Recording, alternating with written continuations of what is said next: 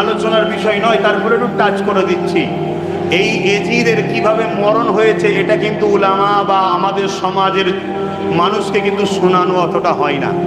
এটা কিন্তু বেশি করে শোনানো দরকার, তবে আমাদের ছেলেদের ইমানের জজবা আরো বাড়বে যে শয়তান ছাড় পায়, আল্লাহ ছাড় দেয়, ছেড়ে কিন্তু দেয়নি। এজিদকে আল্লাহ ছাড় দিয়েছিল, ছেড়ে দেয়নি। ওই আগুন এত জ্বলতে শুরু হলো ভেতরে, কি আগুন, পানির পিপাসা লাগছে আর পানি খেলেই জ্বলছে। এমন পিপাসা লাগছে, পানি ছাড়া থাকতে পারছে না। যেই পানি খাচ্ছে অমনি ভেতরে আগুন যেমন দিলে জ্বলে ওরকম এজিদের জ্বলছে। এই অবস্থায় পানি ছাড়া থাকতে পারছে না, আর পানি খেলে জ্বলন বাড়ছে তো কমছে না। সবাই বলতে লাগলো, বদমাইশ, মালাউন, বেঈমান এজিদ, তুই নবীন নওয়াজ আলী আসগারকে পানি পান করতে দিসনি। আজকে দেখ পানি তো সামনে আছে, নিচ্ছিস, জ্বলনের ছোট বন্ধ করে দিচ্ছিস। খোদা ছাড় দেয়, ছেড়ে দেয়নি। এইভাবে জ্বলন শুরু হয়েছে, চিৎকার চেঁচামেচি করে, এবং সে একটা বাঁদর পুষত।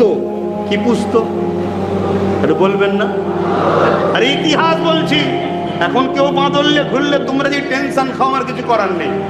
বাঁদর পুষত, সেই বাঁদরটা সে পালিয়ে গেছে জঙ্গলে, ওকে ছেড়ে দিয়ে চলে গেছে।